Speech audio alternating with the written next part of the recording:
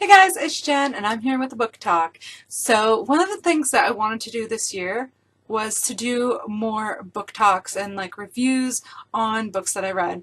Now I have been reading a lot of books and I haven't really come across any until now that I really wanted to talk more about than I can talk about in my wrap up. Because a lot of them I've liked, but I haven't really had a whole lot of opinions on. So I don't want to do a video and just be like, oh, I like this book, you should read it. It is really good. Because that's just not who I am. I want to actually talk about it and go over why I liked it and other things like that. So this will be my first book talk of the year. The book that I've decided to talk about is, obviously, as you can see in the description, is Carve the Mark by Veronica Roth. So I have the book right here. I know this book has had a very controversial time on BookTube and just in the book world in general. A lot of people just don't want to read it at all because of some of the things they've heard, and some people have read it and they just didn't like it. I don't know, it's just everyone interprets things different ways. So this book is a science fiction that follows two points of view. The first character is a character named Kyra. I believe that's how you pronounce it. I'm not sure. I'm sorry. I'm just going to call her Kyra. And she develops a current gift. Everyone in this book gets what is known as a current gift. So there's this current going through the universe that they somehow get this gift based off of their personality or events that happen to them in their life. So Kyra develops this one where she gives people immense pain as well as feels immense pain herself. And there is a good reason for that, but her brother takes advantage of her ability and uses her to torture people that he doesn't like, even knowing that after she does that it hurts her a lot because her brother is essentially just a huge ass. Like, he's an ass. I didn't like him at all. The second character whose point of view we get is Akos, who is a young boy who lives in the other culture. So Kyra is from one culture, Akos is from the other. Akos has a happy family. His mother is an oracle, so she sees glimpses of the future.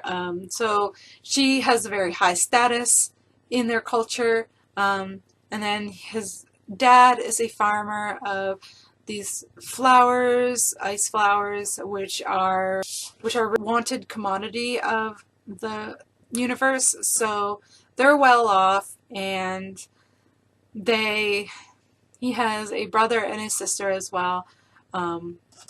And none of them have really developed their current gifts yet, because it's something that kind of happens when they come into puberty or whatever, I guess. Kind of. I don't know exactly when like important times of their life, which tends to be during that time period, their teen years. So one of the big things about this book that I guess people don't like is that they're saying that it is very racist. Now, when I was reading it, I didn't see this racism, and people are mad. Like, I know a lot of people are mad if someone reads this book because they say that they're supporting racism.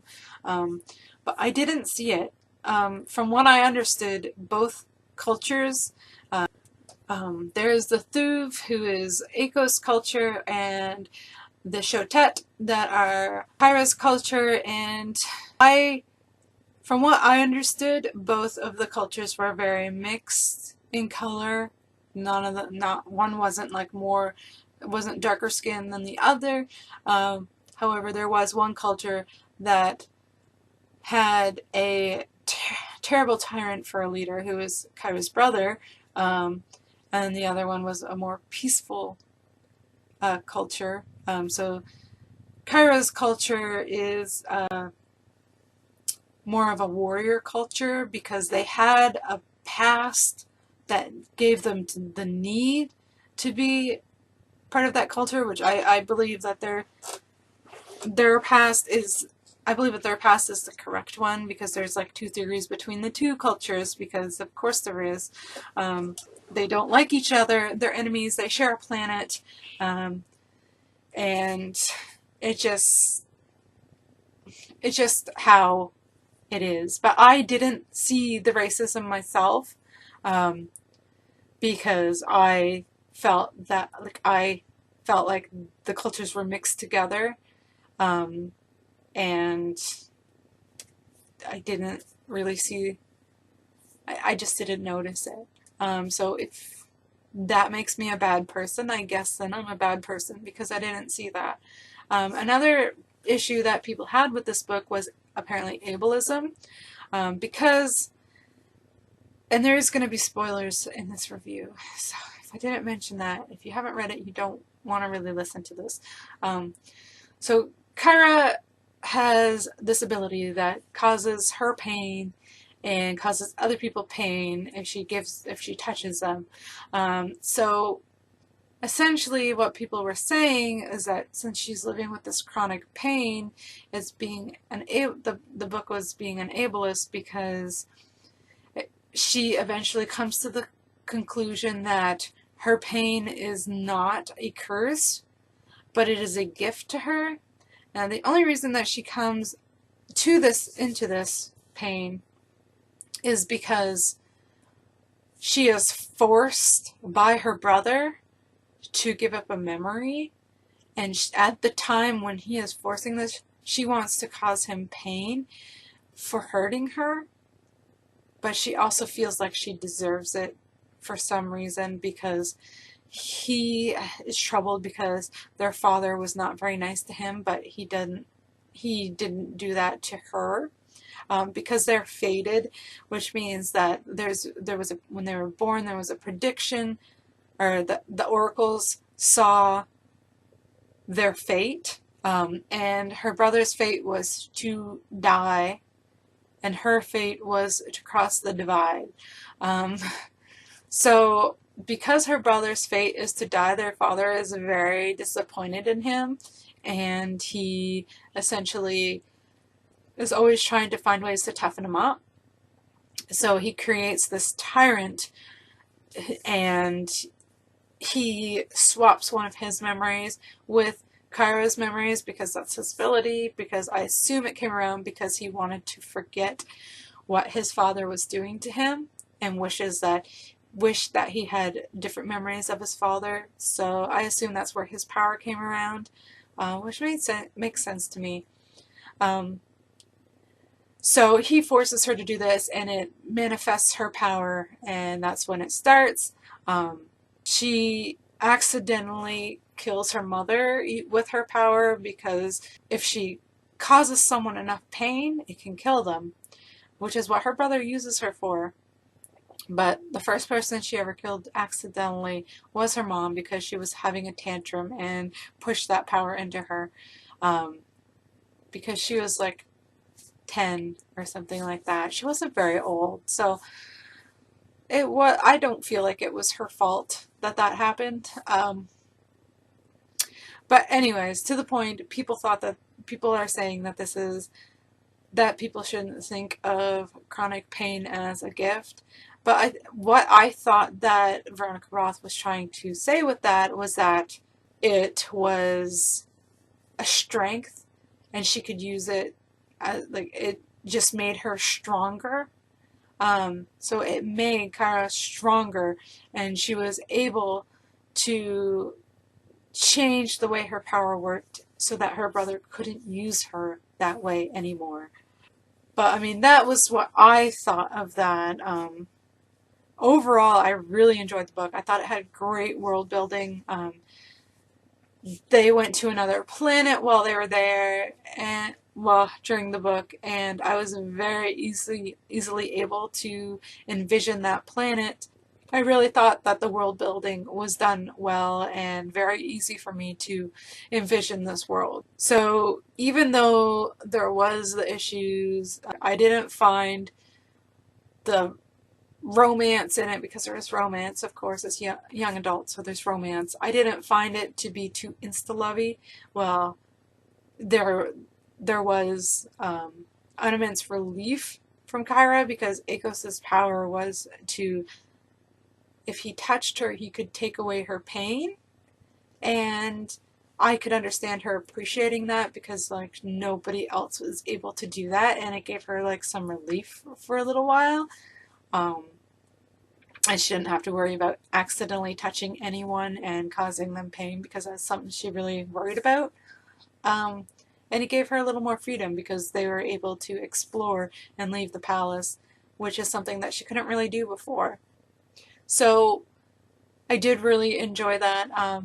And then he decides that he's going to teach her how to create a medicine to take to numb her pain so that she's not in pain so much all the time, and that way she can make it and doesn't have to rely on anyone else because she's a very independent person. So she does start to fall in love with him because of that. Um, and I mean, of course, he's the only person that she can really touch. Well, I mean, there is one other person that she can touch without hurting, and that guy's creepy, so she doesn't really like him. But Akos is the first person that she can touch, and who's her age, I guess.